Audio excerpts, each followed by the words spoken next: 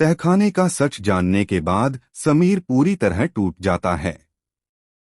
उसे यकीन ही नहीं होता कि जिस मोहिनी को वह वर्षों से परिवार की इज्जत समझता आया, वही इतना बड़ा राज छुपाकर बैठी थी।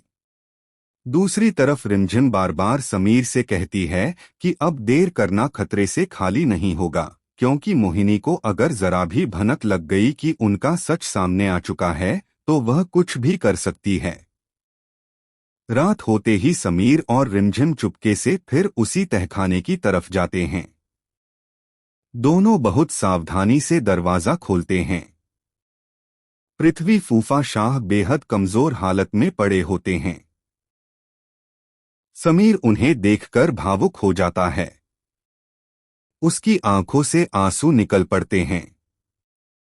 पृथ्वी का पति आवाज में बताते हैं कि मोहिनी ने उन्हें कई साल पहले धोखे से कैद किया था और पूरे परिवार को यह यकीन दिला दिया कि वह मर चुके हैं। इतने में अचानक तहखाने के बाहर किसी के कदमों की आहट सुनाई देती है।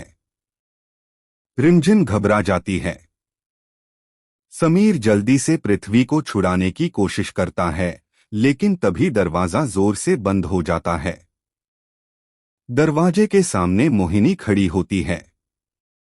उसकी आंखों में गुस्सा साफ दिखाई दे रहा होता है। वह जोर जोर से ताली बजाते हुए कहती है, आखिरकार तुम दोनों सच तक पहुंच ही गए। लेकिन अब यह सच कभी इस तहखाने से बाहर नहीं जाएगा। मोहिनी के हाथ में मिट्टी के तेल का डिब्बा देखकर समीर और रिमझिम के होश उड़ जाते हैं। मोहिनी पूरे तहखाने में तेल फैलाना शुरू कर देती है।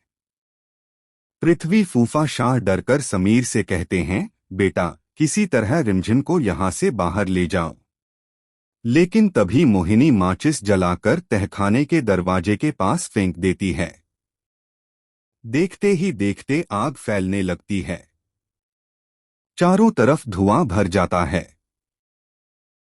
रिमझिम का दम घुटने लगता है।